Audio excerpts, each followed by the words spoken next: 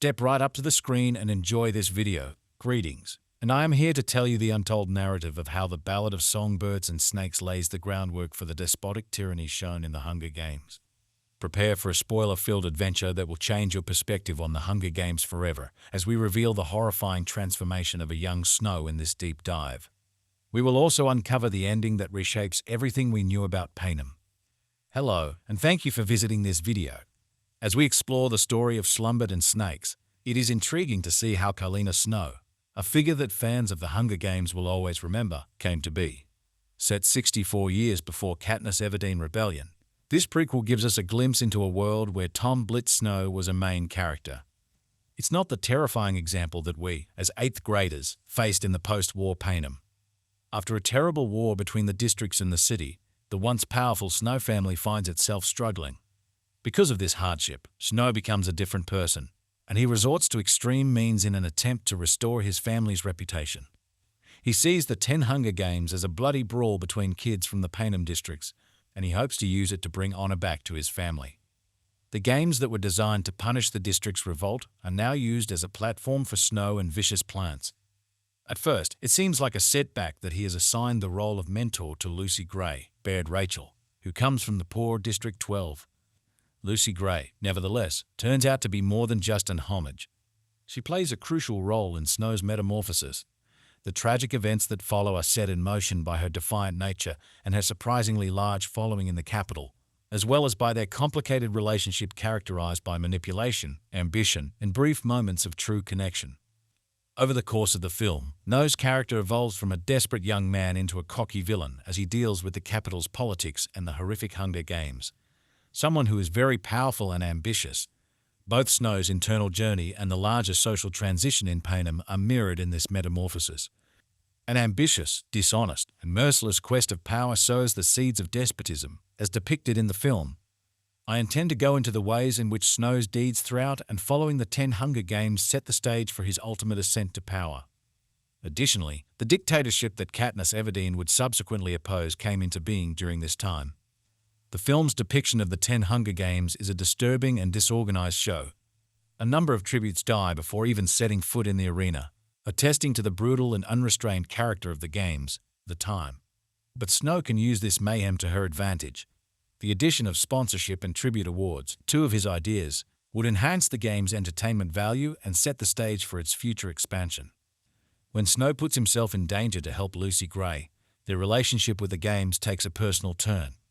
Layers of manipulation in their relationship show Snow a softer side, showing him what he could have been if things had turned out differently. But he is still changing as a person as a result of the cruel games and the capital's competitive atmosphere. For Snow's future to unfold as it should, what happens after the 10 Hunger Games is pivotal. Back in the city, he rejoins Dr. Gold's team as head gamekeeper, delving even more into the intrigue and politics that characterize the capital's reign.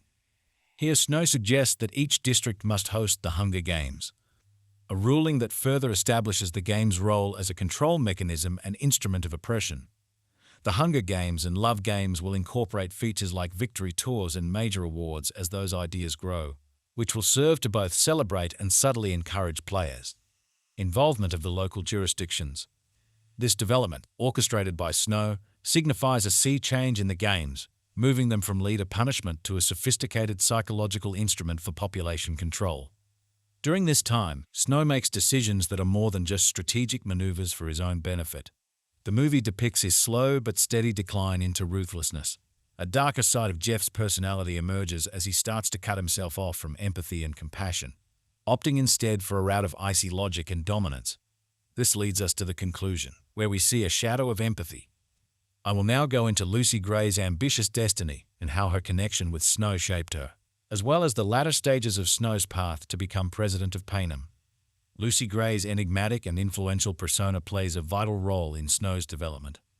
Lucy lives in District 12, and her connection with Snow, who is appointed to the position of peacekeeper there, grows increasingly complicated after the game. Over here, the connection gets stronger. As he struggles with his ambition and his affections for Lucy, the film doesn't show any inner turmoil. The decision to leave her behind comes at a turning point when he realizes that living in the bush is drastically different from his dreams. This decision foreshadows any remnants of love or compassion and represents his complicated submission to power and control. Lucy vanishes into the woods, casting doubt on his character's ability to stay alive. It is a symbolic moment of losing one's innocence and finally letting go of all moral restraints. Snow's future is sealed by this occurrence, which leads him to be emotionally cold and power-hungry. Snow has finished his metamorphosis as he makes his way back to the nation's capital. He takes on a new position as he establishes the framework for his rise to the presidency. The film alludes to the manipulative tactics and strategies used by Snow to advance in her political career, hinting of the leader we meet in the first Hunger Games. Delving into the intricate social dynamics of Panem, the Ballad of Songbirds and Snakes goes beyond Mr. Snow's personal journey. Despite the passage of time, the film depicts a country that is still recovering from the effects of war and facing difficulties in rebuilding and leading. A change in power dynamics within Panem is shown by the transformation of the Hunger Games from a punishment measure to a symbol of the capital's dominance. The movie shows how the wealthy capital and the impoverished districts are so different from one another. There are ideological, cultural, and economic dimensions to this. Propaganda, monitoring, and control were some of the themes explored in the film, along with the manipulation of media and public perception in the game's foreshadows and the original series' use of propaganda. The emotional toll that abuse of authority and brutality takes on victims and on society as a whole was another theme of the film, with the film's climax blending in with many concerns remain about Lucy's destiny, since her fate is still up in the air following a confrontation with Snow, in which he expressly plans to murder her.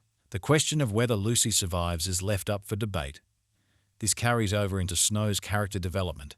She could have died, escaped, or sought sanctuary in uncharted lands.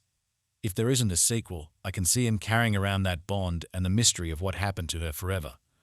Insights into the story's moral implications, his love for her, and the ways in which this relates to his future and the need to let go of it were fascinating to me, and I thought the film was enjoyable overall. Beams of power, morality on display in the faces of important characters, and Mr.'s moral decline are all present. White Stuff provide a detailed account of the events that set the stage for Panem's bleak future. I think this prequel sets the stage for any future study of the tale, and, ideally, a sequel, while also adding complexity to the Hunger Games. Having said that, how did you find the movie? Just drop a comment down below.